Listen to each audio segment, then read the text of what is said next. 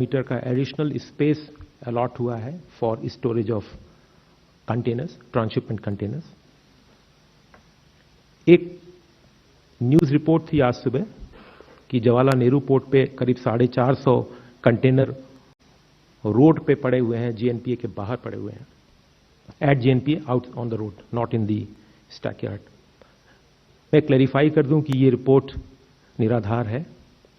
Containers जो है वो सीएफएस में, जो कंटेनर फ्रेट स्टेशन हैं, उसमें, वेयर हाउसेज में और फैक्ट्री की प्रीमिसेस में है, जो जीएनपीए की पॉलिसी के अनुसार है। जवाहरलाल नेहरू पोर्ट या नवा शेवा पोर्ट में 1000 कंटेनर्स जो पेरिशेबल गुड्स वाले हैं, पहले 1000 कंटेनर्स हैं जो पहले 2000 होते थे, इसमें 2 वजह से ऐसा नंबर कम हुआ है। एक तो बैक टू टाउन जो प्रोसेस है उसका इंप्लीमेंटेशन हुआ, और दूसरा कुछ वेसल्स जवाहरलाल नेहरू पोर्ट से सलाला पोर्ट या खोरफाकन पोर्ट के लिए चले गए, इससे कुछ इवैक्यूएशन हुआ है। तो ये नंबर घट के अभी 1000 हो गया है, और आज भी एक ऐसा शिप निकलेगा, तो उसे करीब 200 और भी कंटेनर कम हो जाएंगे। ये पेरिशेबल गुड्स की मैं बात बता रहा हूँ। और भी अगले आने वाले करीब 24 घंटे से 48 घंटे के बीच में फर्दर ये रिड्यूस होकर के नंबर घट के करीब 600 हो जाएगा, कंटेनर्स ऑफ पेरिशेबल गुड्स। और जैसा पहले भी मैंने बताया था, मंत्रालय में हम वेरी क्लोजली इसको मॉनिटर कर रहे हैं, शिपिंग के मूवमेंट को, पोर्ट के ऑपरेशंस को, सेफ्टी ऑफ इंडियन सीफेयरर्स को और कंटिन्यूटी ऑफ मैरीटाइम ट्रेड को। Thank you. Thank you. Over to Randir ji for any updates. Thank you, ma'am.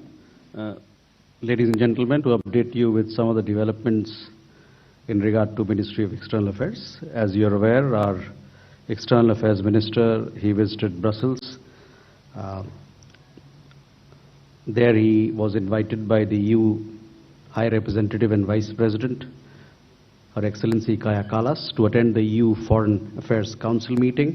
At the meeting, apart from discussing India-EU ties, he and other ministers of the European Union, foreign ministers of the various countries of the EU, they discussed global challenges, particularly the situation in West Asia, including its effect on energy security. The ministers, they also underlined the need for dialogue and diplomacy to be adopted to bring an early end to this particular conflict.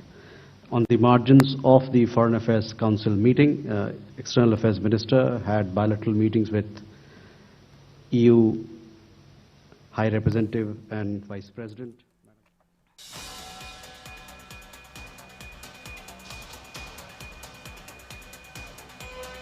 तर होर्मुझच्या खाडीमधून नंदादेवी जहाज आज पहाटे भारतामध्ये पोहोचलं।